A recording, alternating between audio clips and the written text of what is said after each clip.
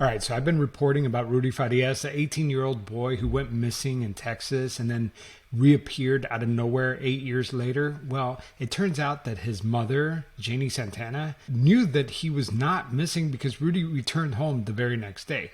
But we have a lot to unpack when it comes to Janie Santana. Janie Santana knew that her son was home and still set up a GoFundMe to raise money for her missing son. And that's not the only fraud that she's accused of committing. When this story broke, Janie Santana soaked up all the media attention. A few days later, everybody knew this was a hoax, and even Rudy Farias, her son, came forward and spoke to the media. The world thought you were missing for 8 years. Where were you? Where have you been? Just at home. Just stuck at home, if somebody would come over, my mom would just tell me stay in the room, keep the door locked, don't let them in, don't make any sounds, don't do anything. Tell us about what it was like living there. Were you allowed to leave the room? Was she holding you there against your will? She never locked me in or handcuffed me or anything like that. I had free will to leave. It just felt like brainwashing, honestly.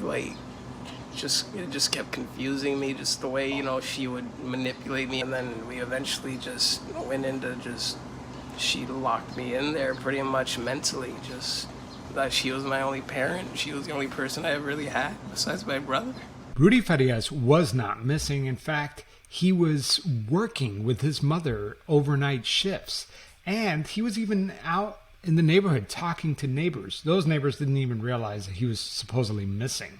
So what's going on here? Is Rudy Farias a victim of Janie Santana, or is he somehow involved in this? Yeah, it was just like a constant brainwashing, like the Stockholm type of syndrome, where it's just, you just fall in love with your captive and just want to take care of them, do this and that, it would just constantly just be me trying to help and just take care of my mom, do whatever she needs because I cared about her and she's the only person I had. I've covered a lot of cases of cults and former cult members and even Munchausen by proxy cases. And this does seem consistent with that, where the mother, in this case, Janie Santana, had such a grip on Rudy Farias that he felt that he had no other choice but to stay. It's true that sometimes hostages develop feelings or sympathy towards their captor. But according to this 1998 FBI report, only 5% of victims claimed Stockholm Syndrome. So while Stockholm Syndrome is real, is that what's going on here with the Rudy Farias case? Stick around because there's more videos that I'm posting about this case.